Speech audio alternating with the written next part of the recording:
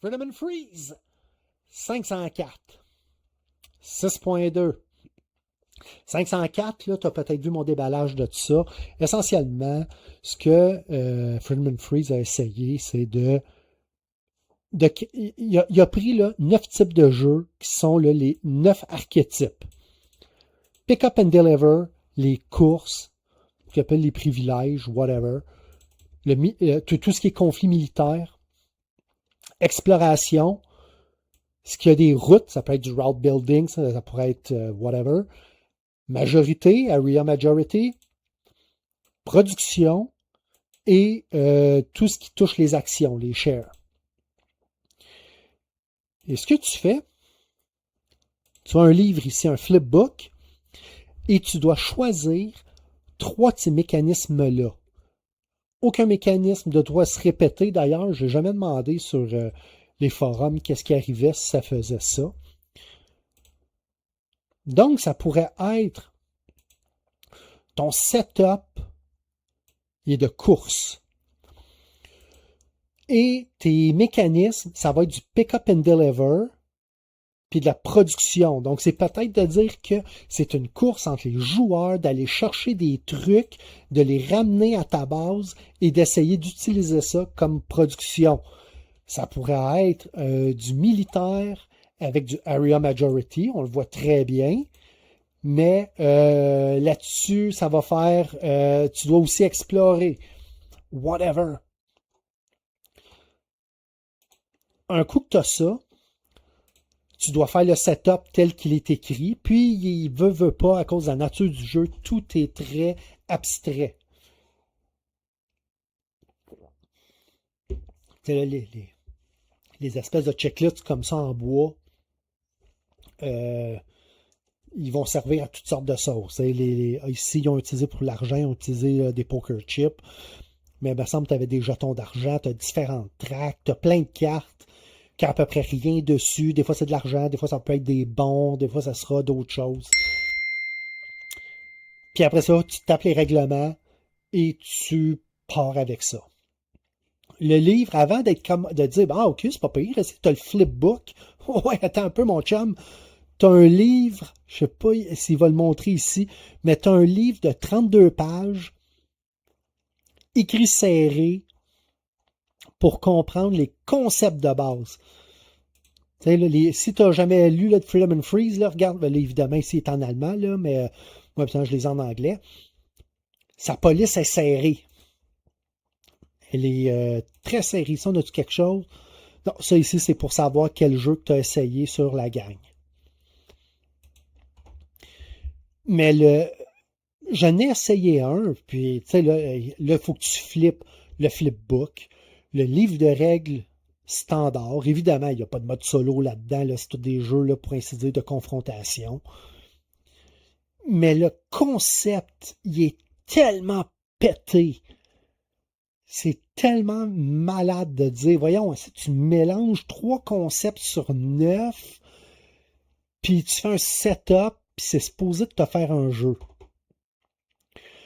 Tom Vassell avait dit ça, puis Martin, il disait la même affaire. C'est la version board game de, je sais pas là, si tu viens de du temps qu'il y avait le Nintendo, là, puis quand je dis Nintendo, c'est pas le 64, là, c'est le bon vieux NES Famicom, où c'est que tu achetais là, une cassette, là, elle avait 20, 50 jeux là-dessus, avec des assets qui étaient récupérés, fait qu'à un moment donné, tu avais un jeu de vaisseau, puis c'était tout mal codé, puis tu avais des bugs, puis à un moment donné, ton niveau, il plantait. Honnêtement, c'est un petit peu ça, là, donc il n'y a rien là-dedans. Tu sais, sur les 504, là, si tu en as 10 qui sont vraiment bons, ça va être un miracle. Mais je peux pas laisser ça aller. Puis, tu sais, si à un moment donné, je me retrouve là, puis il y a quelqu'un qui fait tu sais que je suis prêt à payer 100-150$ pour. On a tout un prix dans la vie, je vais probablement le laisser aller. Mais pour l'instant, il n'y a pas de demande pour ça. Donc, essayer de le vendre à perte juste parce que j'ai été capable de le trouver, je t'ai fait un déballage, je t'en parle un peu. Mais je force pas pour le vendre, juste parce que c'est à ouvrir. C'est vraiment fucké concept. Regarde ça à la boîte, là, c'est plein de bébelles. T'as l'impression que c'est... Il a appelé ça 504, mais ça aurait pu être prototype. Parce que tu as l'impression que c'est une boîte d'engins de prototypage. Tu sais, aujourd'hui, là, tous les euros font tout.